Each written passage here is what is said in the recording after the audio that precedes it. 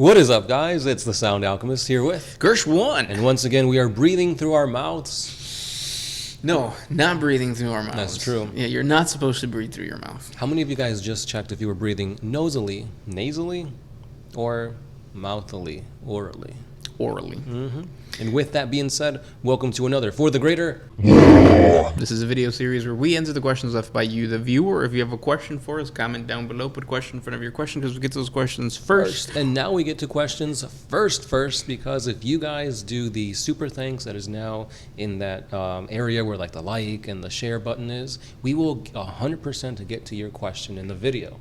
And thank you for the support. The super thanks is like a way to support the channel and helps us continue to put an effort into these videos. So thank you. Yeah. That's actually what Musica Player did. He gave us a super thanks, and his question is, who are the lost Primarchs?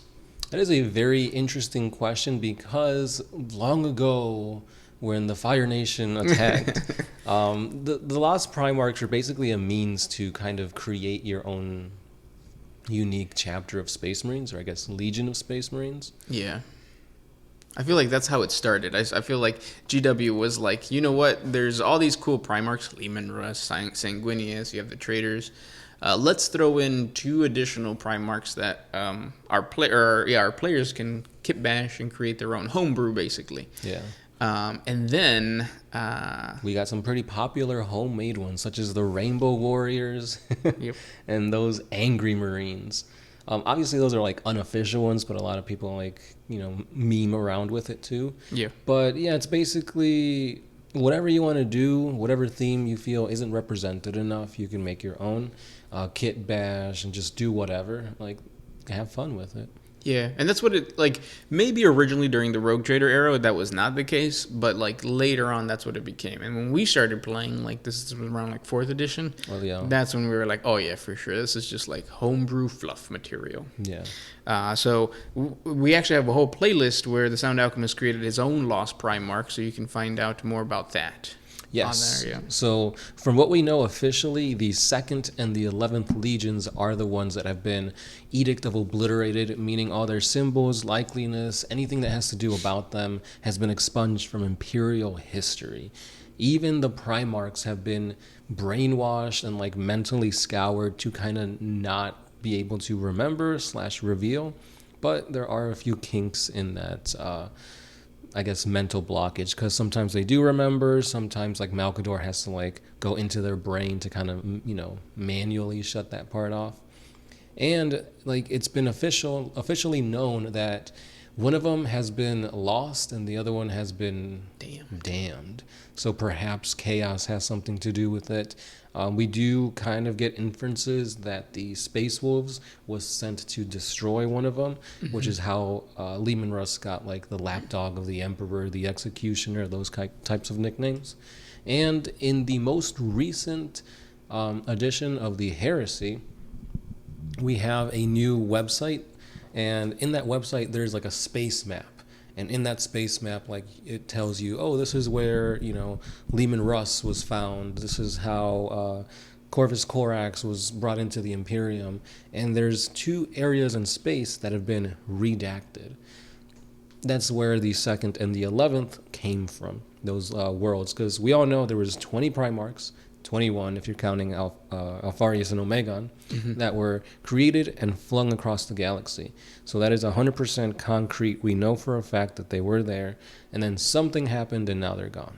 Yeah, that's interesting. I didn't know about that website. It would be cool to see if that connects to some of like the theory videos or the theories that exist of where the Lost Primarchs are, because in the story of, I think it's called the Pale King or the Pale Emperor, it is rumored that the supposed leader that they encountered was a Primarch who decided to basically turn around and say, no, I'm going to be the Emperor of my own world. And I think it was the Raven Guard that was sent in to kill him. Yeah. I can't remember who, but yeah. Yeah. There's a lot of theories. There's a lot of like little nuggets of lore. Like, for example, Gilliman's Legion, the Ultramarines, they like got bolstered by 1,000 and like 100,000 Space Marines just like that. Many men. Yeah. they wish death upon me. Blood in mine. Hmm. And because of that, it's like, well, where did they get all these recruits? Obviously, they purged the 2nd or the 11th Legion, and those that remained loyal to the Imperium got inducted into that Legion. Yep. Yeah. Why Chaos hasn't revealed this? Like, is that a, retcon or like... Or an ace up their sleeve. Like Yeah. The Chaos Gods don't want to reveal that they have a Primarch. A Primarch under their control or something? Like, yeah. Other than the ones they already know. Exactly. Yeah. Yeah. So it's very mysterious, but there are 100% clues that will dictate that this is what it's supposed to be. This is what happened. This is the world they're from.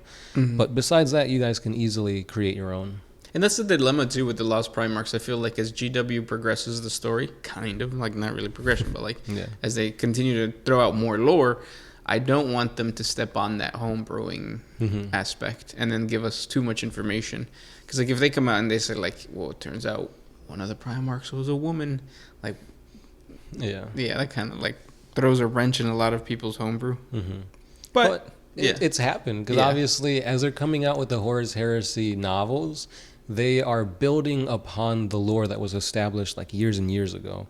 Obviously, they're not changing. Well, depending on how you look at it, they could be changing huge core concepts, such as the Emperor not being the only one to create the Primarchs. You had the mother of Primarchs, Erda, that helped create them, and she was essentially the reason why they got flung and taken away from the Emperor.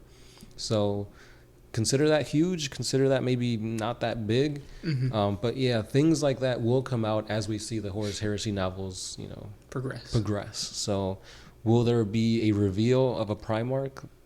Maybe. We need a sign. Yeah. Speaking of a sign. Maybe that's the sign. The bells of what is it? The carry-on bells? Oh, I thought you were going to say the... Bell of Lost Souls? Mm-hmm. It could be. We should be silent because that means that a Space Marine chapter has died, right? Right.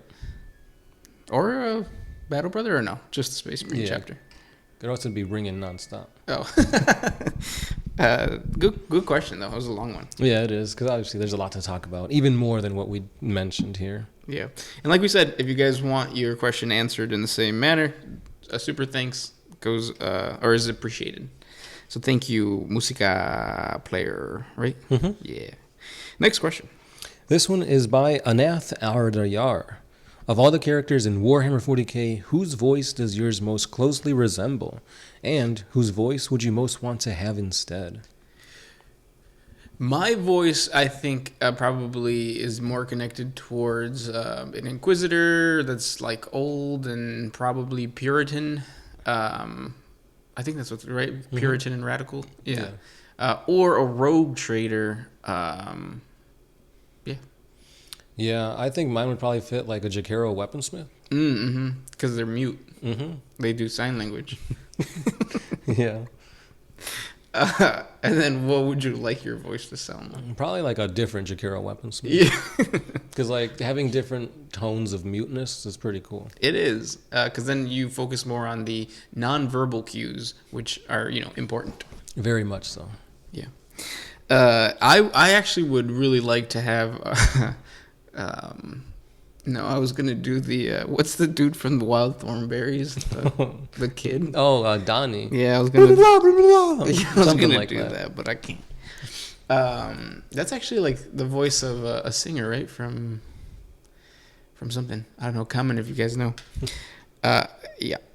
Next question. Brian B.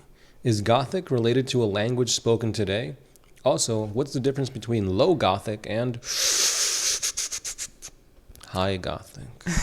Yeah, so I think Gothic is supposed to resemble what, English sounds like for the UK. Yeah, Latin too. Oh, yeah.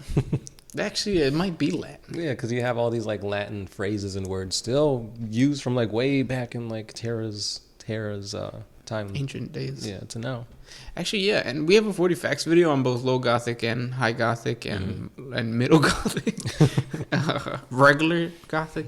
But the difference is obviously it's the classes. Yes. The Imperium, most planets are divided into classes, and the Highborns or the Nobleborns are considered or to speak High High Gothic. Gothic, and that's what you hear in the Imperial Palace and all that kind of stuff. Mm-hmm. Low Gothic is what the regular old Imperial citizen speaks. Necromunda people, stuff like that. Yep. And then you also have like the speech of the Adeptus Mechanicus, which is their own thing. They speak in beeps and boops. So yeah. Those were the questions for today. Thank you guys so much for hanging out and listening to us. If you guys have a question that we didn't get to, just comment again and we'll try to get to it. If not, there is that super thanks that YouTube wants us to promote. With that being said, guys, this has been the Sound Alchemist. Gershwan. And we are out. Oh,